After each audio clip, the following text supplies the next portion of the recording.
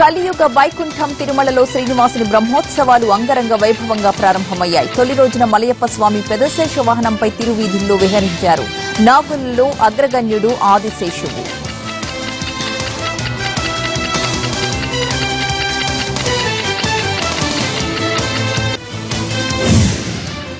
తిరుమల శ్రీవారికి పట్టు వస్త్రాలు సమర్పించారు సీఎం చంద్రబాబు దంపతులు. సంప్రదాయ పద్దతిలో ఆయనకు ఘన స్వాగతం పలికారు అర్చకులు. బేడి ఆంజనేయ స్వామి ఆలయం నుంచి పట్టు వస్త్రాలను శ్రీవారి ఆలయానికి తీసుకువెళ్లి సమర్పించి స్వామిని దర్శించుకున్నారు.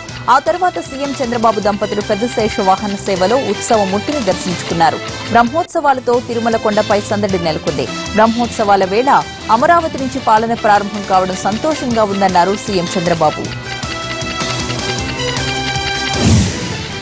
కడప జిల్లా పొద్దుటూరులో శరన్నవరాత్రి ఉత్సవాలు వేడుకగా జరుగుతున్నాయి. కన్యకా పరమేశ్వరి ఆలయంలో అమ్మవారిని గాయత్రీదేవి అలంకరణలో దర్శించుకున్నారు భక్తజనం. సింహాన్ని వాహనంగా చేసుకున్న జగన్మాతను దర్శించుకునేందుకు భక్తులు పెద్ద ఎత్తున తరలివచ్చారు.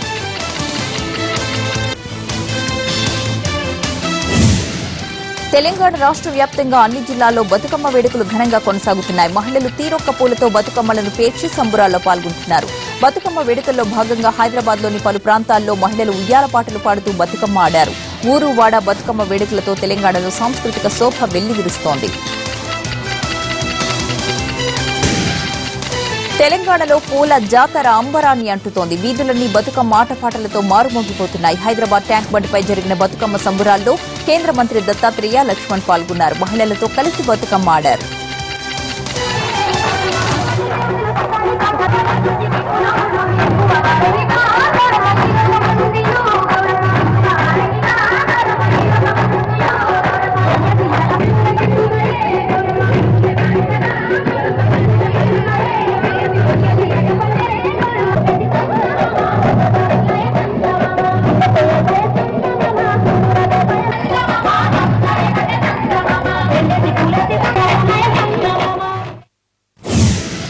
వారణాసిలో గంగా హారతి కన్నుల పండుగగా సాగింది. శరన్నవరాత్రుల సందర్భంగా నిర్వహించిన వేడుకలో 32 దేశాలకు చెందిన ప్రతినిధులు హాజరై హారతిని తిలకించారు. హైందవ సంప్రదాయ విధానాలంటే తమకు ఎంతో ఇష్టమని చెప్పారు ప్రతినిధులు.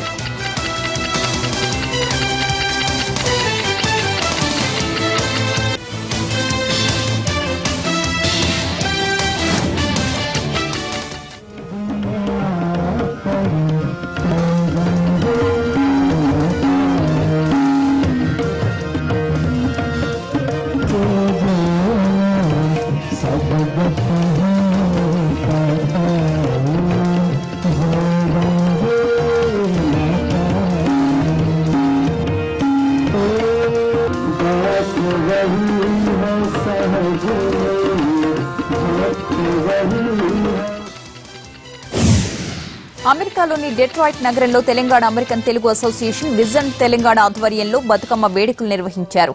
దాదాపు 1000 మందికి పైగా ఎన్ఆర్ఐ మహిళలు పాల్గొన్నారు. కార్యక్రమంలో మొదట పూజలు నిర్వహించారు. అనంతరం సంప్రదాయబద్దంగా బతుకమ్మ ఆడి నిమజ్జనం చేశారు.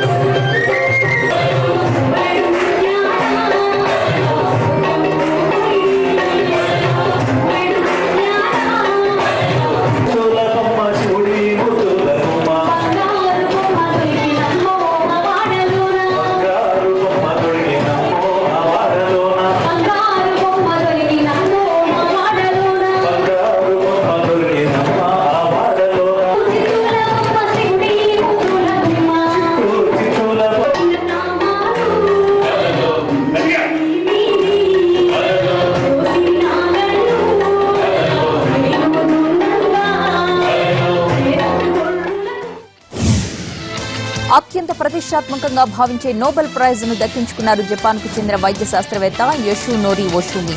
కణాలు తమలోని దెబ్బతిన్న భాగాలను స్వీయ విధ్వంసం చేసుకుని పునరుద్ధరించుకునే ప్రక్రియ గుట్టు తేల్చినందుకు ఆయనకు వైద్య శాస్త్ర నోబెల్ దక్కింది. కణాల ఆత్మహత్య లేదా కణాల స్వీయ విధ్వంసంగా పేర్కొనే ఈ ప్రక్రియలో లోపం వల్లే మనలో వృద్ధాప్యం వస్తుందని, కణాలు దెబ్బతిని పార్కిన్సన్స్, మధుమేహం, కేన్సర్ వంటి వ్యాధులు వస్తాయని శాస్త్రవేత్తలు తేల్చారు. టోక్యో ఇన్స్టిట్యూట్ ఆఫ్ టెక్నాలజీలో ప్రొఫెసర్గా పనిచేస్తున్న ఓషుమి వయసు 71 ఏళ్లు. తెలుగు రాష్ట్రాల్లో వర్షాలు పడే సూచనలు కనిపిస్తున్నాయి. ఉత్తర కోస్తాంధ్ర సమీపంలో పశ్చిమ మధ్య బంగాళాఖాతంలో ఉపరితల ఆవర్తనం ఏర్పడింది. మరోవైపు దక్షిణ ఛత్తీస్గఢ్, విదర్భ దగ్గర అరేబియా సముద్రంలో మరో ఉపరితల ఆవర్తనం కొనసాగుతున్నట్లుగా తెలిసింది.